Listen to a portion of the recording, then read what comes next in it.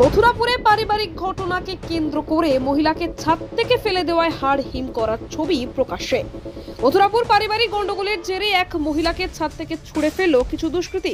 এমনই হাড় হিম করা ঘটনায় মৃত্যুর সঙ্গে পাঞ্জা লড়ছে মঙ্গলা হালদার নামে এক মহিলা। সেই এক্সক্লুসিভ ছবি ডিএন নিউজ বাংলায়।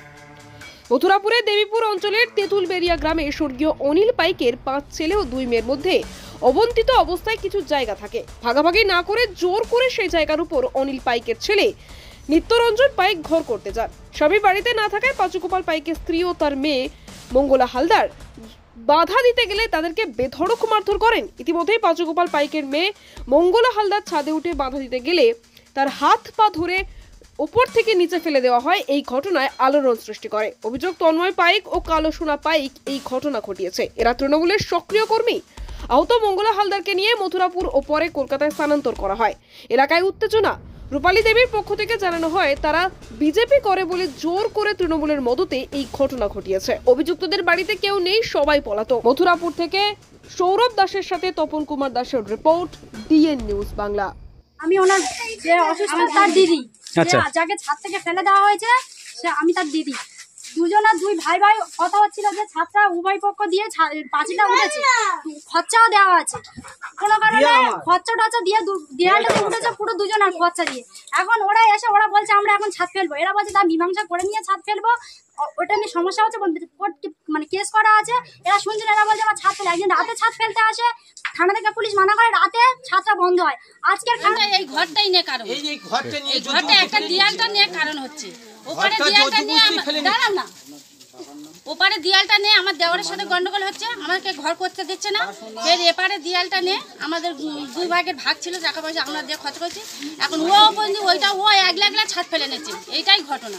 আমরা ঠেকাতে গেছি, আমাকে ফেলে 3-4 জন মিলে মারলো। ওখানে আমার মেয়েকে ফেলে দিল ছাদের উপর থেকে। ওই দেয়ালে তো আপনার মেয়ে এখন কেমন অবস্থা আছে? আমার মেয়ে এখন অবস্থা খারাপ। আমার মেয়ে এখন মেয়ে কি বিবাহিত? হ্যাঁ, বিবাহিত। তার একটা বাচ্চা আছে, তার একটা ছোট বাচ্চা আছে। এখন আমরা তাকে নিয়ে কোথায় গেছেন? তাকে নিয়ে ভর্তি আছে আমার ডায়মন্ডে ভর্তি আছে। মোটরটা এই ডায়মন্ডে ও শাশুড়ি নিয়ে গেছে। আর এখন আপনি কি চাচ্ছেন? আমি এখন ঘরটা বলনা একদম বন্ধ হবে। ঘরটা কার আপাতত? মূলত কি ঘটনা ঘটেছিল? ঘটনাটা বলতে ছাদ ফেলাটা দুই ভাইয়ের নিয়ে আলোচনা হয়েছিল। আমরা 7 ভাই বোনের বলতে আমরা বসাবসি করে গ্রামের লোকের নিয়ে বসিয়েছিলাম। বসার পরে যার সাথে গন্ডগোল হচ্ছিল সে আমাকে গ্রামের লোক বলে দিল 3 ফুট। 3 ফুট জায়গাটা আমি ছেড়ে দিয়ে 4 ফুটের মাঝখান থেকে ঘরটা করলাম। করার পরে দেখি না একজন এসে আমাকে মারধর করে, বলে ঘর বন্ধ কর, 4 ফুট ছাড়তে হবে। তাই ছেড়ে দিলাম। দেওয়ার পর ঘরটা তুললাম।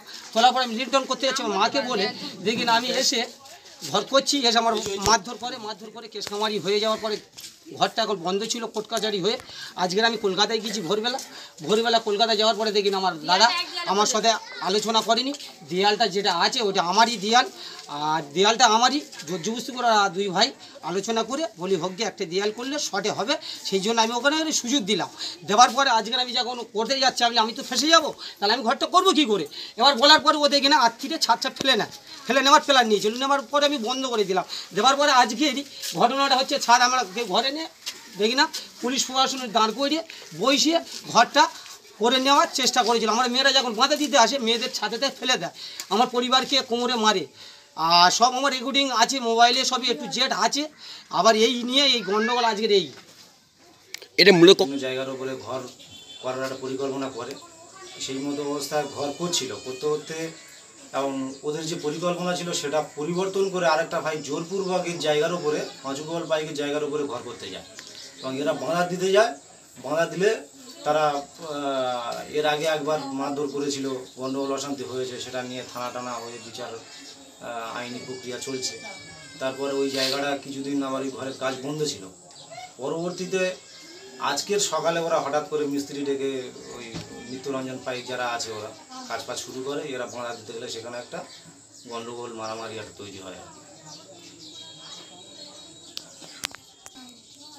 আমি চাই উভয়ের ঘরটা হোক এবং শান্তিতে যাতে সবাই প্রত্যেকের ঘর করতে পারে, মিলেমিশে ঘরটা করুক। ওনারা কয় ভাই? ওনার বাবা মারা গেছে, ওনার বাবার হচ্ছে ওরা 5 ভাই আর 2 বোন। অনিল পাইকের হচ্ছে 5টা ছেলে এবং 2টো মেয়ে। এবং ওই জায়গাটা ভাগাভাগি কিছু হয়নি, মৌখিক সবাই সবার মতো